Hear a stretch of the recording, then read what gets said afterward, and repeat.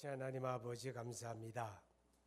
복된 주님의 날 우리를 불러 예배자로 삼으심을 감사드리며 하나님 앞에 사랑하는 권속들이 준비된 예물을 드리나이다. 은혜를 깨달아 감사함으로 드리며 하나님이 만유의 주가 되심을 고백함으로 드리오니 하나님의 귀한 예물을 연락하시며 예물이 주님 나라에 합당하게 쓰여지기를 바랍니다. 믿음으로 구별해 드리는 손길 가정 생업 위에 하나님의 복이 임하기를 원하며 하나님 저들을 통하여 하나님의 선한 뜻이 이루어 주옵소서. 오늘을 시작해 또 한 주간 우리에게 주어진 삶을 살아갈 때 우리의 삶의 자리마다 하나님의 평강이 있고 우리가 믿음으로 행하여 주께 영광 되기를 간절히 원합니다. 고난당하는 자, 슬픔 당하는 자, 혹은 병들어 고통당하는 자 하나님이 위로해 주시고 거룩한 말씀 듣고 우리가 믿음으로 반응할 때 하나님의 치료하심과 회복케 하심과 극복케 하시는 그런 은혜와 복이 있기를 간절히 원합니다. 예수님 이름으로 기도하옵나이다. 아멘. 행복한 성탄절 맞으시기 바랍니다. 예수님이 탄생하신 내용을 우리가 보게 되는데 예수님이 이 땅에 오신 의미를 우리가 발견케 하는 그런 말씀이 되어집니다. 오늘 읽은 말씀 가운데 보게 되면 1절로 3절에 그때 가이사 아구스도가 영을 내려 천하로 다 호적하라 하였으니 이 호적 구레뇨가 수리의 총독이 되었을 때에 처음 한 것이라 그렇게 말하죠. 우리나라는 2년에 한 번씩 인구 센서스 총조사를 하게 되죠. 이제 과거나 지금이나 인구 조사를 하는 이유는 두 가지입니다. 하나는 이제 그 통치를 원활하게 하기 위한 거고 또 하나는 세수 증대를 위해서 이제 보통 인구 조사를 한다고 그래요. 고대에도 마찬가지죠. 근데 이때는 이제 가이사 아구스도가 영을 내렸다는 말은 이때의 가이사 아구스도는 로마의 황제입니다. 로마의 황제가 로마의 통치를 받는 모든 식민 지역에 호정령을 내리게 되었다. 그런 뜻이죠. 그리고 오늘 성경에 보게 되면 구레뇨가 수리에 총독되었을 때에 처음 한 것이라 이런 기록이 있어요. 누가 유대의 총독이 되었을 때에 이렇게 이야기해야 하는 거 아닐까요? 수리아 총독 구레뇨라고 하는 사람하고 유대하고 무슨 관계가 있을까? 그런 생각이 들어요. 그런데 이렇게 표현하는 건 이유가 있겠죠.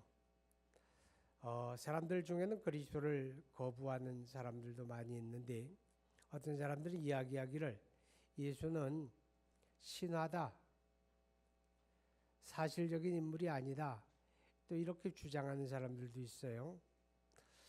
오늘 저녁 내일인가 오늘하고 내일 사이에 크리스마스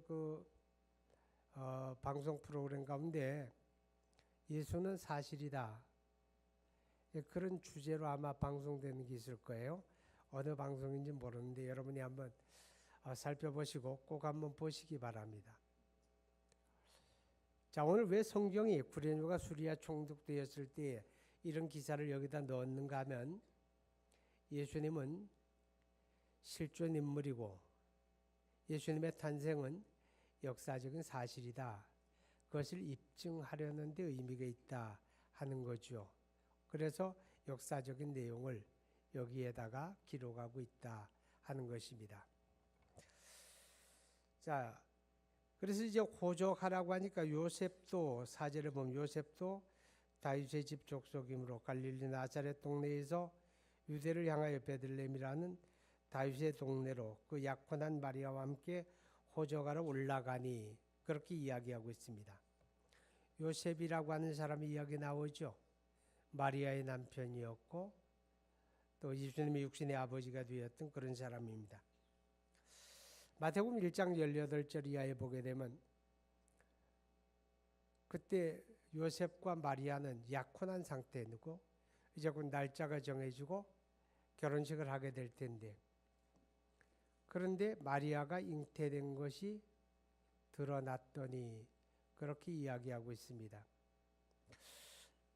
자, 결혼을 앞두고 있는데 자기도 알지 못하는 아기를 잉태했다고 하는 것 때문에 요셉은 큰 충격에 빠지게 되죠. 그리고 마음이 혼란스럽습니다. 어떻게 처리를 하지? 사람들에게 발굴을 해버려? 그러게 되면 마리아는 사람들이 부정한 여자라고 정죄하게 되고, 그럼 돌에 맞아서 인민재판을 받게 됩니다. 공개 처형을 당하죠. 그렇게 하는 게 옳을까? 아니면 다른 방법이 있을까? 어떻게 하면 좋을까? 이렇게 마음의 갈등과 고민을 가지고 있을 때 하나님의 그 천사를 파송하게 되죠. 천사가 요셉에게 나타나 내 아내 마리아 데려오기를 무서워하지 마라. 그가 잉태한 것은 성령으로 된 일이다. 이렇게 알려주게 됩니다.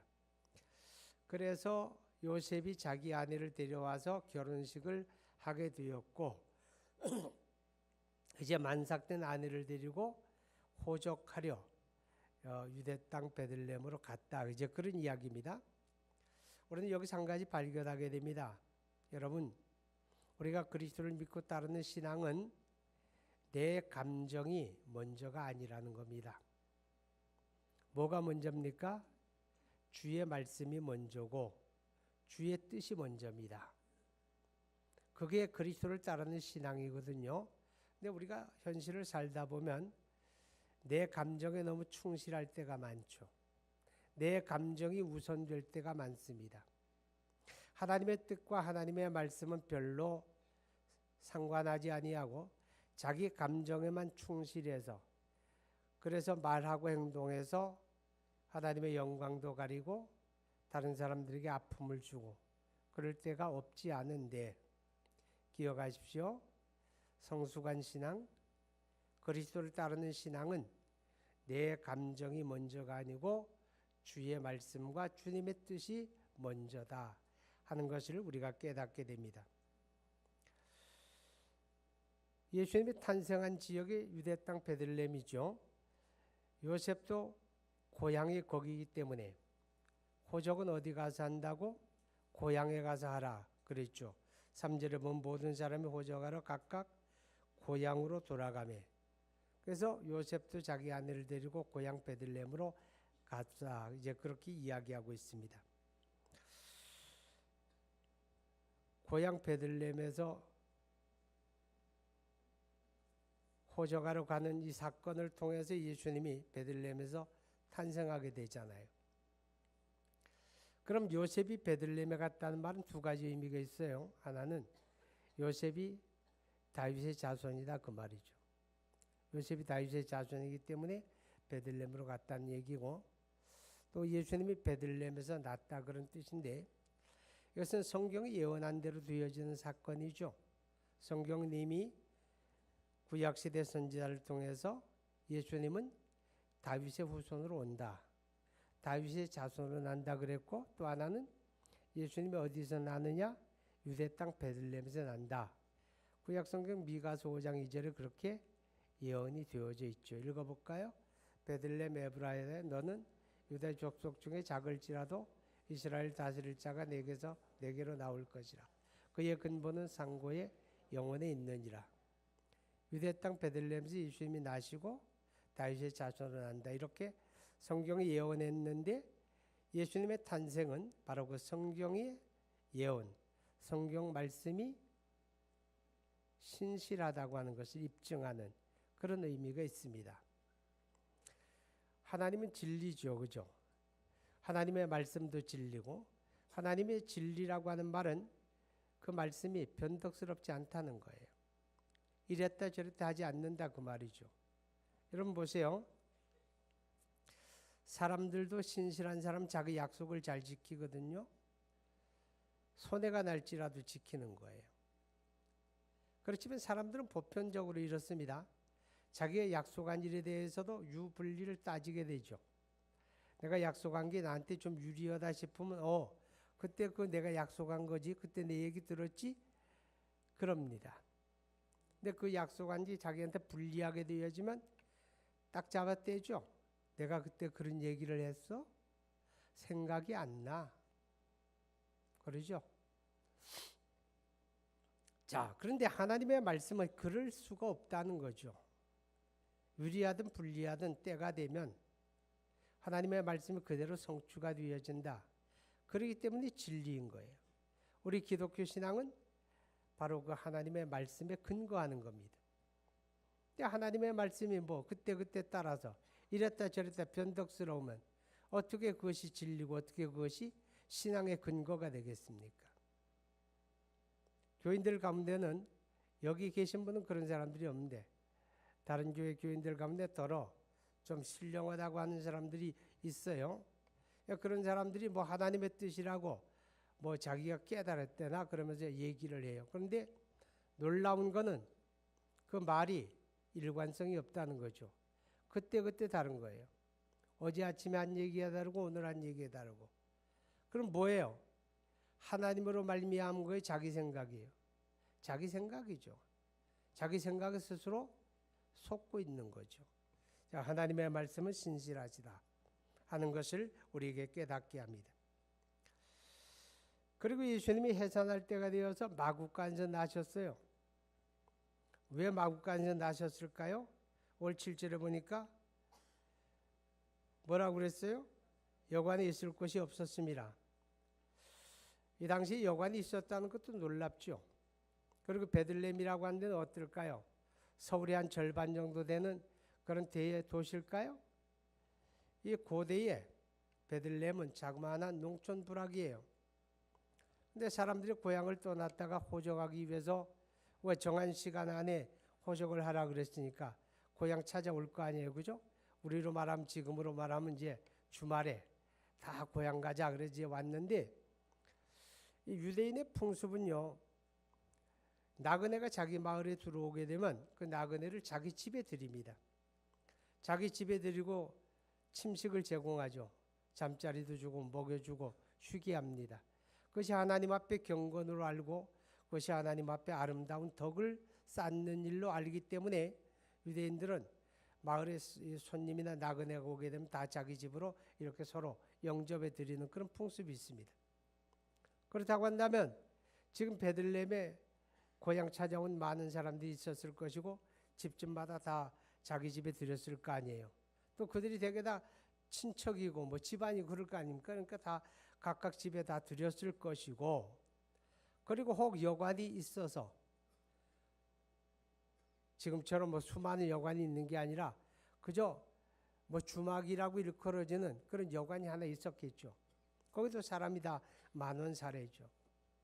만삭이 된 아내를 가지고 이 집 저 집 기웃거려 보지만 이미 다 방 차버렸으니까 갈 곳이 없는 거죠.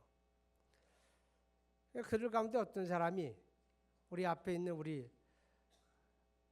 한 100대 성현 중에 한 사람 우리 성현 지휘자가 어디 만삭된 사람을 그걸 보냅니까? 내가 이제 밖으로 나갈 테니 내가 있는 자리에 그 마리아를 들이세요. 막 이런 사람이 한 명 있었다면 아마 예수님은 마구간에 나지 않았을 겁니다. 사람들이 다 똑같이 무슨 생각하는가 하면 선착순이야. 먼저 온 사람이 중요한 거야. 내가 벌써 자리를 차지했으니까 내 기득권이야. 다 그런 생각하고 거들떠보지도 않았겠죠. 마리아가 만삭이 돼서 애처로운 눈으로 서로 바라볼 때 눈도 마주치기 싫어가지고 혹시 자는 척 했는지도 몰라요. 그래서 갈 곳이 없어서 마을 한쪽 귀퉁이에 있는 빈 마구간 거기라도 가서 바람이라도 피하라고 그래서 그를 간 거예요.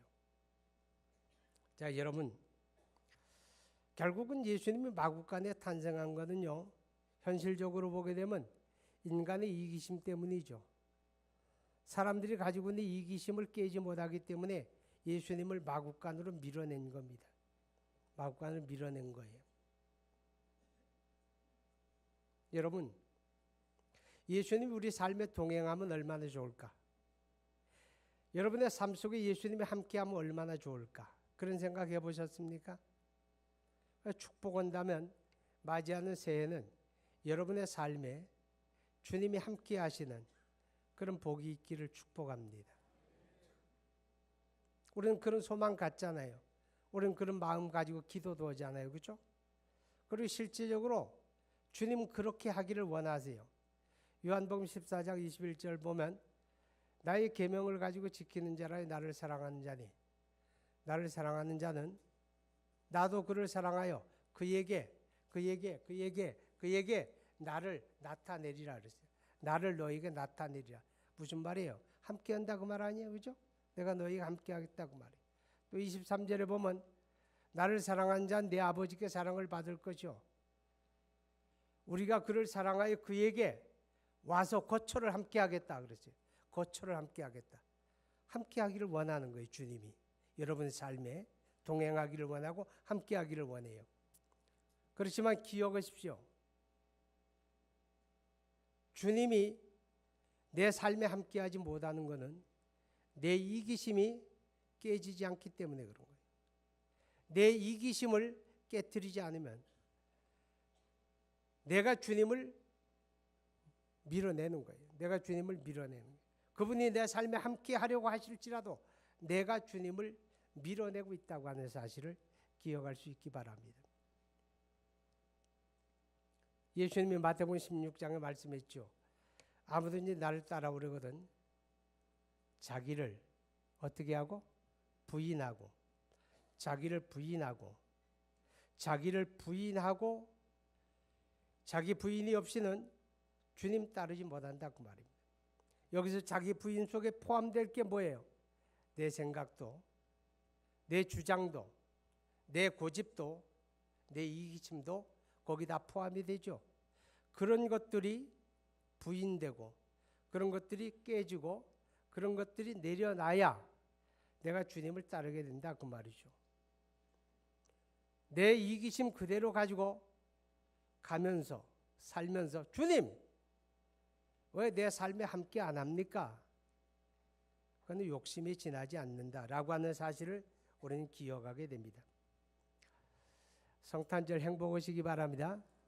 이 성탄절을 우리가 행복하게 지낼 수 있는 것은 그 이기심을 깨고 우리 주님이 말씀한 대로 우리가 이웃사랑을 실천할 때 그게 행복한 성탄절이고 그게 복된 성탄절이고 그게 주님을 기쁘게 하는 성탄절입니다. 할렐루야. 우리 조성주 장로님이 라면 350박스 기증해 주셨다고 제가 보고 받았어요. 감사드리고 섬기려는 거잖아요. 그렇죠? 어떤 사람이 저를 찾아왔어요. 그리고 자기 집안에 좋았던 일 뭐 이런 얘기하면서 봉투 하나를 내밀어요. 목사님 이거요 아무개한테 전달해 주세요. 그러더라고. 그럼 뭐예요? 자기를 감추고 전달해 달라 그 말이죠. 그죠? 어려운 사람, 나보다 어려운 사람, 또 지금 절박한 형편에 있는 사람, 그 사람을 생각하고 작은 것이라도 그에게 격려가 되고 그에게 도움이 되고자 하는 그런 마음으로 그렇게 가져오셨더라고. 그런데 내가 주님처럼 기뻤어요. 주님이 그렇게 기뻐하셨는지 모르겠는데 내 마음이 그렇게 기쁘더라고요. 자, 여러분, 나의 이기심을 깨지 아니하고는 주님 따를 수가 없고 나의 이기심이 깨지 아니하고는 주님이 내 삶에 함께할 수가 없다 하는 것 우리에게 깨닫게 합니다. 왜 마구간에 나셨느냐? 사관에 있을 곳이 없었다. 여관에 있을 곳이 없었다. 그런 뜻입니다. 그렇지만 이 안에 영적인 의미가 담겨 있습니다. 여러분, 예수님은 마구간 깨끗한 곳일까요? 더러운 곳이죠. 냄새 나는 곳이죠. 악취가 풍기는 곳이죠. 짐승들의 냄새가 짙게 배어 있는 그곳에 온갖 악취가 풍기는 그곳에 주님이 나셨어요. 주님은 영광스러운 곳으로 오신 게 아니라 낮은 곳으로 오셨다. 그것을 우리에게 깨닫게 하는 것입니다. 자, 여러분, 그 냄새 나는 자리가 어디예요? 죄인을 구원하러 오신 주님을 우리에게 보여주는 겁니다. 아담 안에 범죄하고 타락한 인간, 그들의 모습은 뭐예요? 그 죄인의 모습은 냄새 나는 거죠. 더러운 거죠. 우리 서로 좋은 옷 입고 얼굴에 뭐 바르고 잘 가꾸고 여러분 다 오셨으니 우리 다 깨끗하고 좋은 사람 같죠. 물론 주 안에 깨끗함을 받았어요. 그러나 사람들이 자기를 어떻게 가꾸고 어떻게 포장했든 우리 하나님 앞에는 마구간 같은 거예요. 냄새나고 더럽고 악취 풍기고 그것입니다. 근데 주님은 거기에 오셨습니다. 그런 우리를 구원하시려고 주님이 거기에 오셨다 하는 것을 말씀을 해주고 있습니다. 예수님이 이 땅에 오셔서 공생의 동안에 예수님에게 따라다니는 별명이 하나 있었는데, 하나가 아니죠. 몇 개 되는데 그 중에 하나가 이겁니다. 세리와 죄인의 친구로다. 유대의 잘난 사람들이 예수님을 비아냥거리면서 붙여준 별명이에요. 유대의 장로들, 유대의 서기관, 바리새인 이런 사람들이 예수님을 비아냥거리면서 저 사람은 세리와 죄인의 친구야, 이렇게 이름을 붙여주었습니다.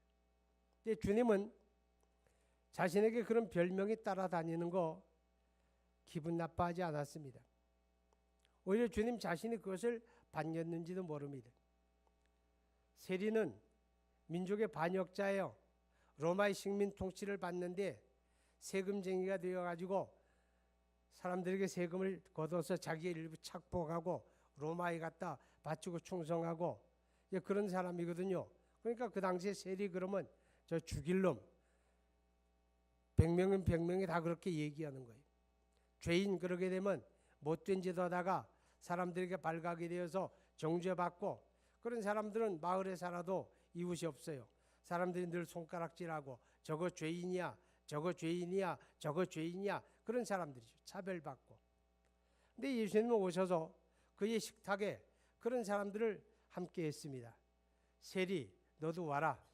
마을의 죄인으로 손가락질 받는 너도 와라. 우리 주님의 식탁에 늘 그들이 함께 하죠. 이건 놀라운 일이에요. 왜냐하면 바리새인이나 서기관 장로들은 그런 사람 쳐다도 안 보거든요. 그런 사람이 그 곁에 올까 봐 걱정하거든요. 근데 주님은 오히려 그들을 반겼습니다. 그래서 주님이 세리와 죄인의 친구라고 하는 별명을 얻게 되었다 하는 것입니다. 여러분, 우리 주님은 이 땅에 오시는 자체가 낮아지고 낮아진 거죠. 만물의 창조주이신 그분, 영광의 하나님이 피조물인 인간의 한계 속에 들어오시는, 인간의 몸을 입고 세상에 오시는 그 자체가 낮아지는 거예요. 낮아지신 주님이 이 땅에 오셔서 어디에 나십니까? 마구간에 나죠. 낮은 곳으로.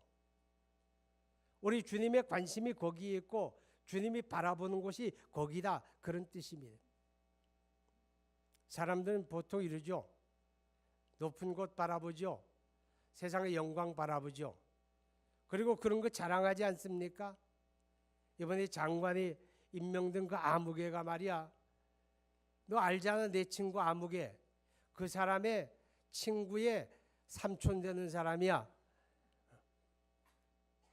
나 뭔가 이렇게 좀 내세울 만한 사람이 있으면 사돈의 팔촌의 팔촌이라도 이렇게 끌어다 붙이고 자랑하잖아요.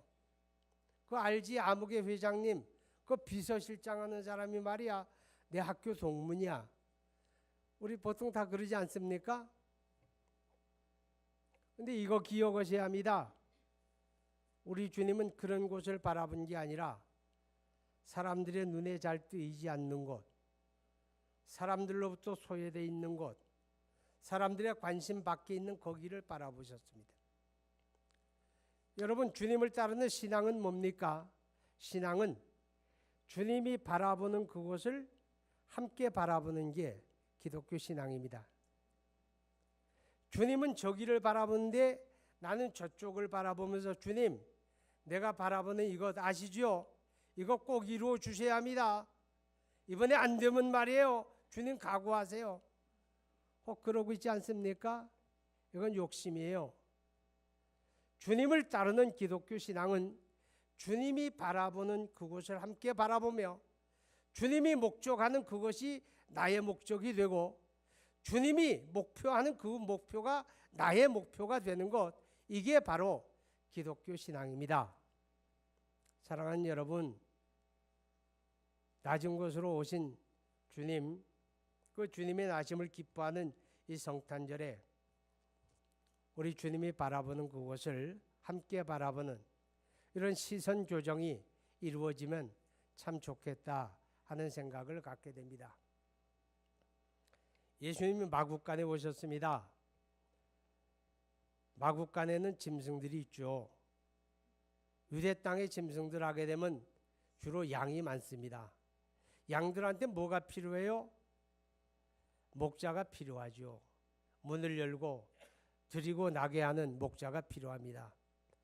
바로 예수님은 우리 목자로 오셨다 하는 것을 선언하는 그런 의미입니다. 그래서 마국간에 나신 거예요. 우리가 구약 성경의 시 23편 늘 즐겨하는 시편이잖아요. 그죠? 다 암송하죠?